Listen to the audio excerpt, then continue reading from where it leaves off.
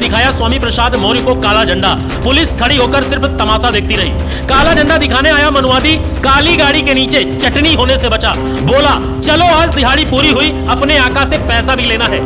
स्वामी प्रसाद मौर्य का बढ़ता हुआ जनाधार मनुवादियों को रास नहीं आ रहा। स्वामी को झुकाने के लिए हर तरह के हथकंडे अपनाए जा रहे हैं। स्वामी प्रसाद मौर्य की संविधान सम्मान जनहित हुंकार रथ यात्रा जैसे जैसे आगे बढ़ रही है, बहुजन समाज का जनसैलाब उनसे जुड़ता जा रहा है। हजारों की भीड़ यह साफ संकेत दे चुकी है कि दलितों, पिछड़ों, आदिवासियों, किसानों, मजदूरों और अल्पसंख्यकों के हक अधिकार की लड़ाई अब सड़क पर उतर चुकी है। स्वामी प्रसाद मौर्य जहां भी पहुंचते हैं, लोग संविधान बचाने, बराबरी की लड़ाई और सामाजिक न्याय की आवाज के साथ खड़े दिखाई देते हैं। लेकिन दूसरी तरफ मनुवादी और विरोधी ताकतों की बौखलाहट सातवें आसमान पर है, क्योंकि जिसे वे खामोश समझते थे वे आज पूरे देश में गूंज बनकर उभर रहा है।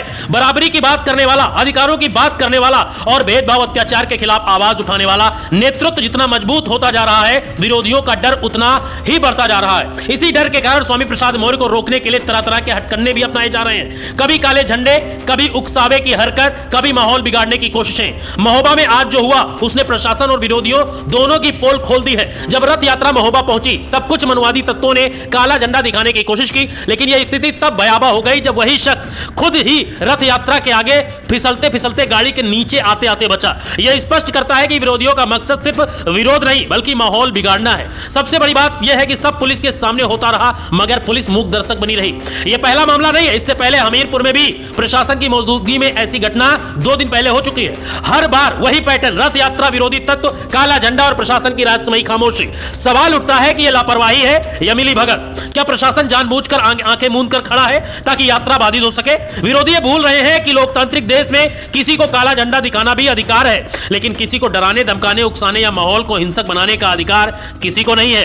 और जो लोग सोशल मीडिया से लेकर जमीन पर फालतू के स्टंट कर रहे हैं वे खुद ही जनता के बीच हास्यास्पद स्थिति में पहुंच रहे हैं। स्वामी प्रसाद मौर्य की यात्रा पर बढ़ते हमले यह साबित करते हैं कि डर विरोधियों के दिल में है। डर इस बात का कि बहुजन समाज जाग रहा है। डर इस बात का कि जो आवाज कभी दबाई जाती थी आज जनसमूह उसे ढाल बनकर आगे बढ़ा रहा है।